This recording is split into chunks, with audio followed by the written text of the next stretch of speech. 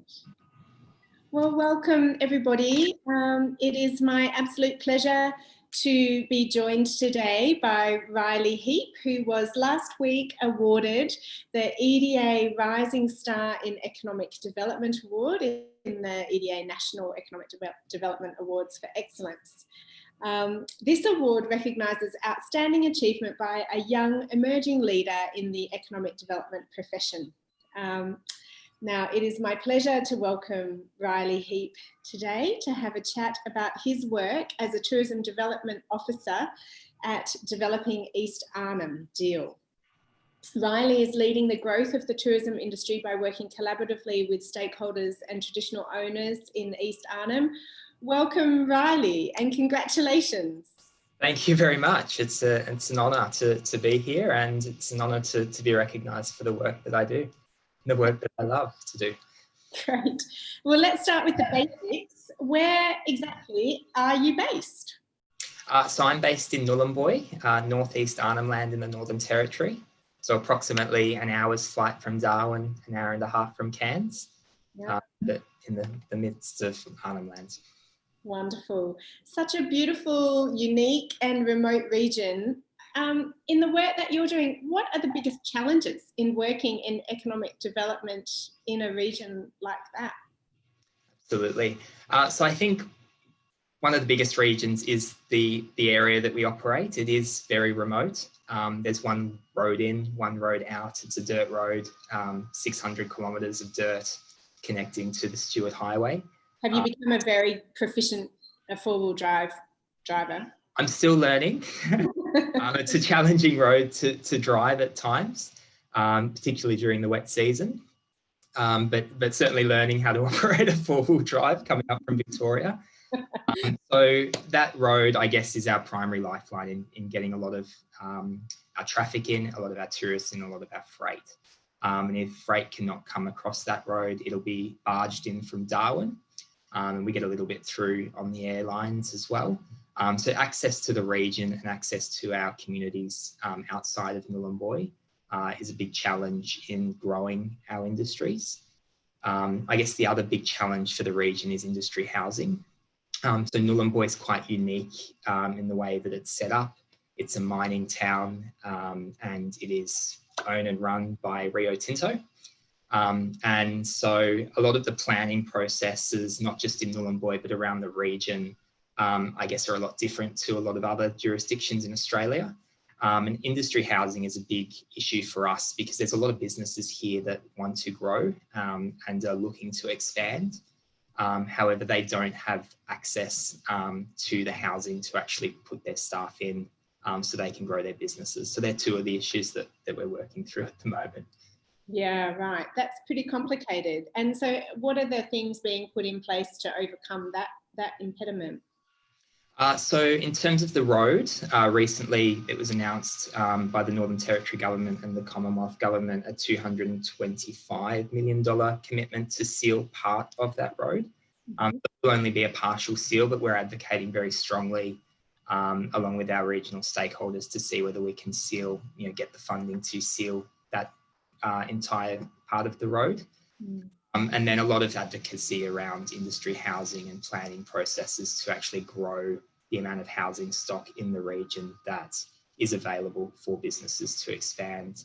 I think one of the big issues, particularly around Nhulunbuy, is that we do have like our mining industry is set to shut in the next 9 or 10 years.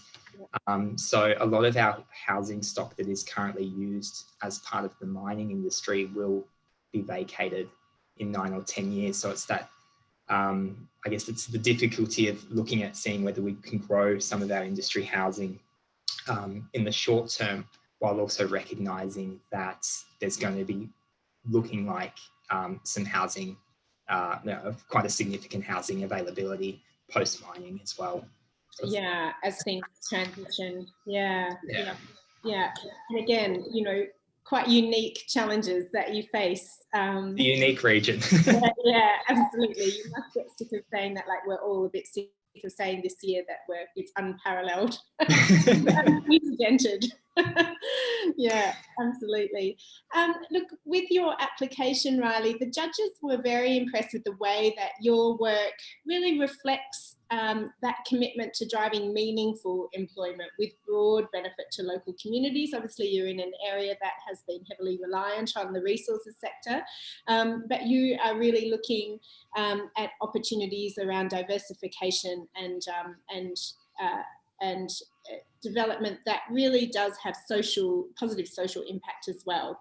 Can you talk a little bit about your approach? Yeah, no, absolutely. So my role's very specific to the tourism industry and growing that, I guess, sector of the economy. So a lot of our conversations with traditional owners, and I guess it's best to recognise that East Arnhem as a region is 100% Aboriginal land.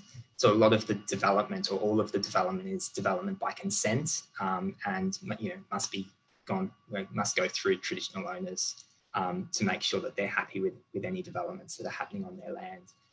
So a lot of what we do is identifying, but also communicating with traditional owners some of the opportunities that are available, but also just listening and understanding what traditional owners want to do on their land. A lot of them have wonderful ideas already that we're helping to facilitate.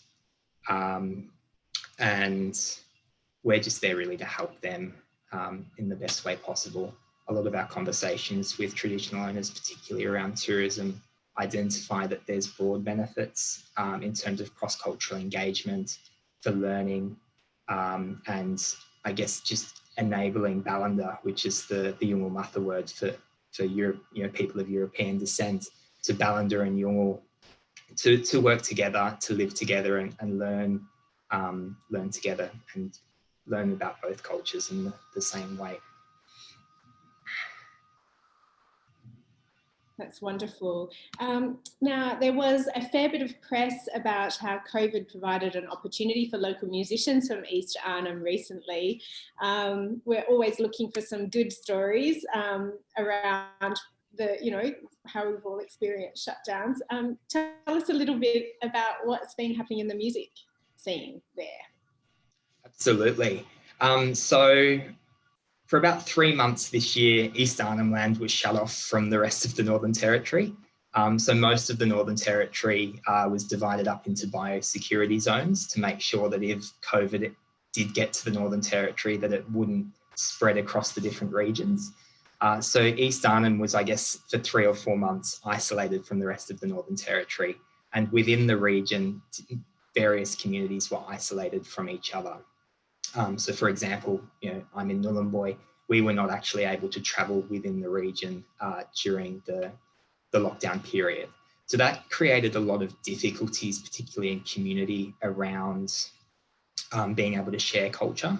A lot of the ways, people do travel around the region to share culture for ceremony, through song, through dance, through various festivals that happen throughout the year. So East Arnhem Live, which is the concert series that was created, was first born out of an idea to connect community during the shutdown through online technology. And then we here identified the opportunity to actually grow that into essentially a tourism marketing campaign to showcase the region. So it got some amazing press. We started off with 4 artists over 4 weeks, so 1 performance each week. That ended up growing to 9 performances over 9 weeks, finishing with a fantastic performance by Yothu Yindi, which is one of our signature acts from East Arnhem land. And it got some great press for the region. I think last time I looked at the stats, it was over 400,000 views, a reach of 1.3 million. And all for a little part of Australia that a lot of people don't really know about. So you need to give it a plug. What's the site that people need to go to?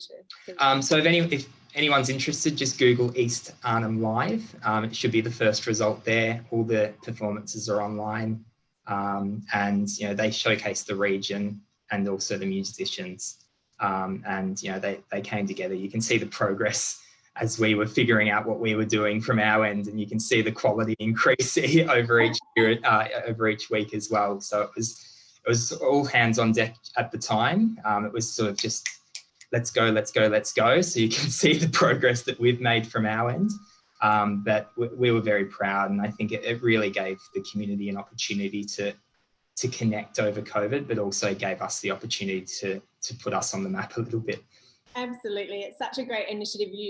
Everybody involved should be really proud. And I think no apologies for, the evolution of it. I think what it indicates is exactly the right approach, that, it might be a bit rough and ready in the first instance, but we're just doing it, say yes and just get that momentum. And, that was certainly, that approach is evident in your work, which is certainly why you were awarded this national award. I think, you're really proving yourself to be somebody that's very action oriented and proficient at bringing people together in a really positive way. So we're really happy to recognise you in that way. And as a rising star, it is recognised that you are in, somewhat of the early stages of your career, without making you sound like a complete whippersnapper, which you're not, or green around the ears. You are very experienced within this category, but you're still qualified. But what are your aspirations, Ryley, in the coming years? How do you see your career unfolding, from this incredible, unique experience that you're having at the moment? So I see myself staying in the region for quite a few more years at the moment, just because I see the potential here to grow the industry. And I think particularly now that, COVID's happened, but we're hopefully starting to see the end of that. There's tremendous opportunities here, and I really enjoy working with traditional owners here to identify the opportunities that they want to do. But ultimately, I want to be a leader in the tourism development space within Australia. So who knows where it will take me, but I just want to continue learning and hopefully be in a leadership position of some sort, and continue leading the growth of tourism.